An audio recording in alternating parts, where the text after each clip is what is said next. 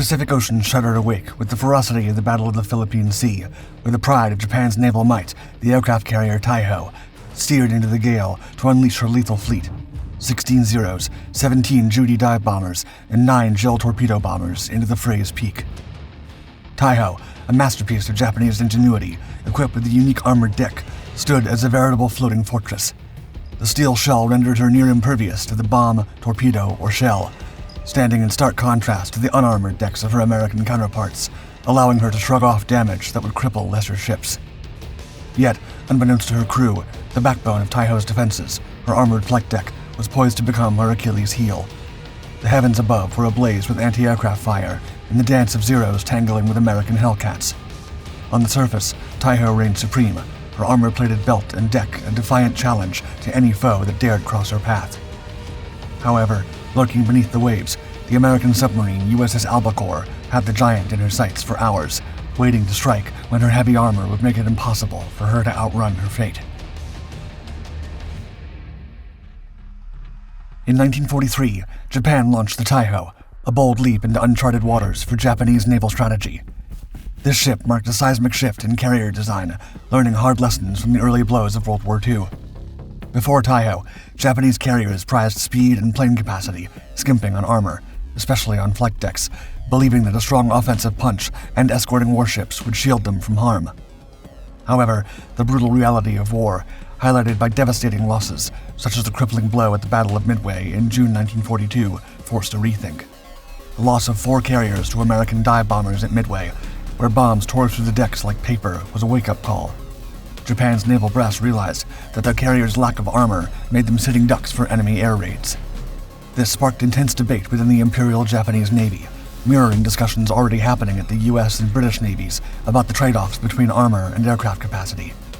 The British, facing constant threats from German and Italian planes in Europe's tight airspace, had opted for armored decks to absorb bomb blasts.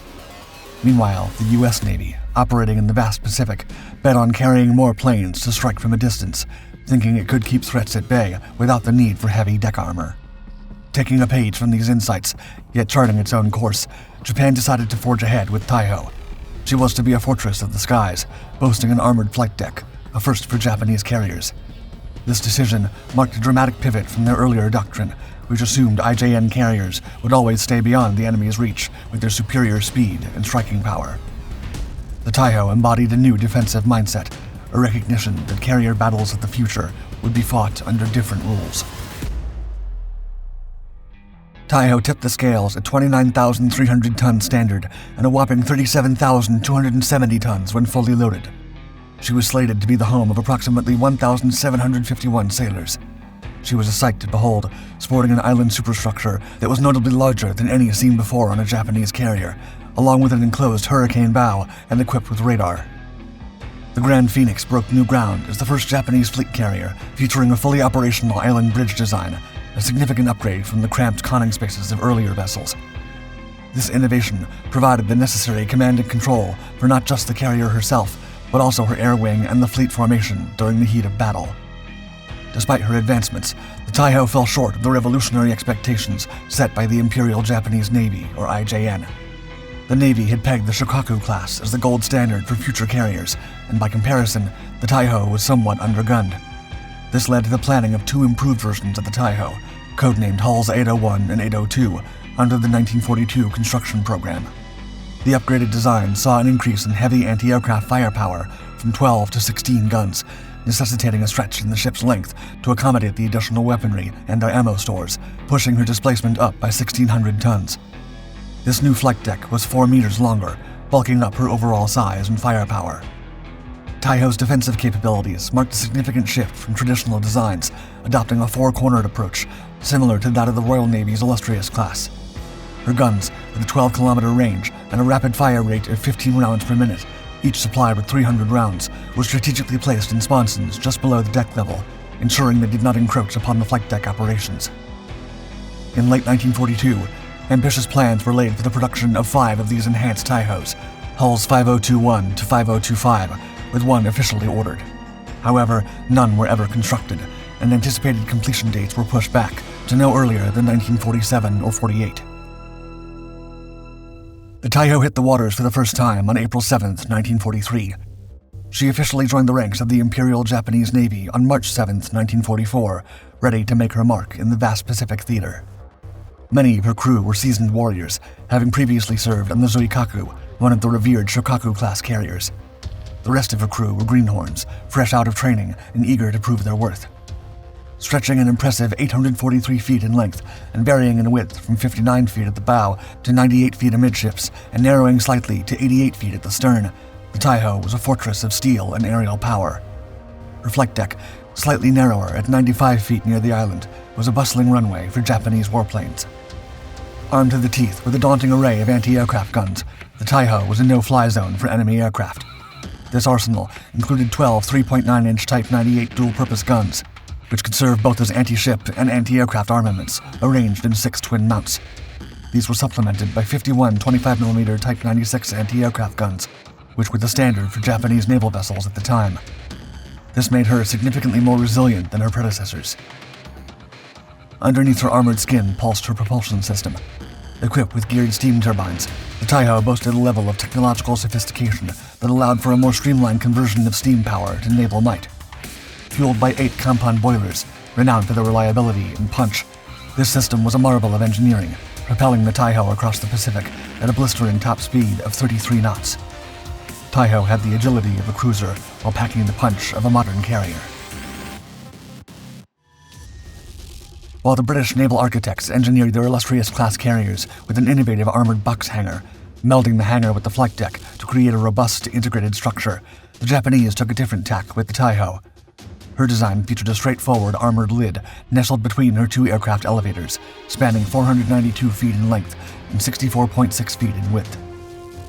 This armored canopy was fortified with 2.95 to 3.14 inches of cemented nautical compound armor, resting atop 20mm deck steel plates. On average, this amalgamation achieved a considerable thickness of roughly 3.7 inches. Japanese engineers crunched the numbers and concluded this setup could thwart the impact of a 1,100-pound bomb and shells up to 8 inches in diameter. Echoing the design philosophy of her British counterparts, the Taiho also featured structural nuances aimed at mitigating bomb blast forces, incorporating 27.5-inch high box-shaped deck beams. An additional layer of 10mm dense composite steel plating safeguarded these beams from the hazards of splinter damage. A subject of ongoing debate among naval historians is whether Taiho's steel flight deck was bare or sheathed in timber planking or a 0.24-inch thick latex coating. It's plausible that she employed both solutions, with the coating possibly added post-completion for enhanced protection. Perched 41 feet above the waterline with a standard load and 39.4 feet when fully equipped, Taiho's flight deck was a marvel of engineering, albeit with vulnerabilities. Her inclined armored belt at the waterline, guarding the machinery spaces, averaged 2.2 inches of cemented nautical compound armor. Forward and aft magazines were encased in varying thicknesses of new variable nautical compound armor, providing graduated protection. Despite the Imperial Japanese Navy's relative inexperience with armored flight deck technology, a contrast to the Royal Navy's seasoned experimentation, Taiho's design aspired to revolutionary protection. However, the endeavor to incorporate such heavy armor high within the ship's structure without adding excessive top weight led to a compromise. Taiho had one less deck compared to the Shokaku-class blueprint. This compromise left Taiho heavier and her flight deck perilously close to the sea's surface, transforming her armored advantage into a precarious balancing act. As dawn broke on June 13, 1944, Taiho heaved her anchors and majestically set sail from Tawi-Tawi in the Sulu archipelago. She was destined for a titanic clash with the advancing forces of the United States Navy in the expansive waters of the Philippine Sea. This moment was part of a grander chess game for control of the Mariana Islands, a strategic linchpin for the U.S. to launch air assaults directly into the Japanese homeland. Facing the Japanese juggernaut was the U.S. Navy, wielding superior intelligence capabilities, unmatched air power, and a fleet that boasted 15 carriers, bristling with aircraft ready to strike. Accompanying these carriers were the iconic battleships USS Iowa and New Jersey, supported by a cadre of cruisers and destroyers. The Japanese combined fleet, under the shadow of the state-of-the-art cruiser Taiho, with the seasoned warriors Shokaku and Zuikaku, both veterans of the attack on Pearl Harbor, at her side, and a contingent of converted and light carriers, sailed into the fray. This armada represented the Imperial Navy's resolve to challenge the U.S. advance and defend their territorial waters. As the clash of carriers unfolded across the vast ocean expanse, the United States Navy played a trump card from the deep. Beneath the waves, the USS Albacore had the Imperial Japanese Navy's pride, Taiho, squarely in her crosshairs. The very ocean seemed to pause, tensing for the storm on the horizon. The Albacore unleashed a spread of 6 torpedoes, slicing through the water toward the Taiho, which found itself in a desperate dance of evasion. The carrier lurched, trying to sidestep the lethal embrace of the torpedoes. Her steel hide braced to repel the onslaught. Warrant Officer Saiko Komatsu, just airborne from Taiho's deck in his Judy dive bomber, caught sight of the American projectiles racing toward his home ship. Driven by a surge of duty and honor, he knew he had to act, to shield his carrier and comrades at any cost. Without a second thought, he plunged his aircraft into a dive, aiming to intercept the lead torpedo. His Judy met the sea in a fiery burst, moments before the torpedo could strike Taiho. In this devastating blaze, Komatsu and his plane were consumed, his sacrifice sparing Taiho from that torpedo's wrath. Yet, the saga of the Taiho was far from over. With 5 more torpedoes bearing down, the ship heaved, managing to let 4 pass harmlessly by. But fate had one blow to land. A torpedo slammed into her flank, tearing through armor and breaching between fuel and aviation tanks. Taiho's once protective armor now anchored her closer to the ocean's grasp. Her hangar decks, perilously close to the waterline, left her vulnerable to flooding from any serious hull breach. Unbeknownst to her crew, the mighty Taiho was on a slow descent into the abyss. In the wake of the torpedo's assault, Captain Kaku Tomeo of the Taiho held firm in the belief that no single strike could doom a carrier shielded by layers of steel and resolve. Convinced the damage was but a scratch of Taiho's mighty frame, and with her speed barely faltering and the flight deck unmarred, he steered the carrier back into the fray. However, the torpedo's blast had torn more than just metal. It had opened the gates to disaster. Aviation fuel, mingling with seawater and fuel oil, began to seep into the forward elevator pit, crafting a volatile brew that was grossly underestimated by the crew. In their zeal to keep the ship fighting, they prioritized the rush to airborne readiness over the looming threat within. Now filled with the noxious fumes of aviation gasoline, the ship's interior awaited only a spark. In a bid to purge these vapors, the crew engaged ventilation systems and flung open hatches, actions that served only to spread the lethal fumes further through the carrier's innards. What followed was a catastrophic oversight, transforming Taiho into a powder keg on the brink.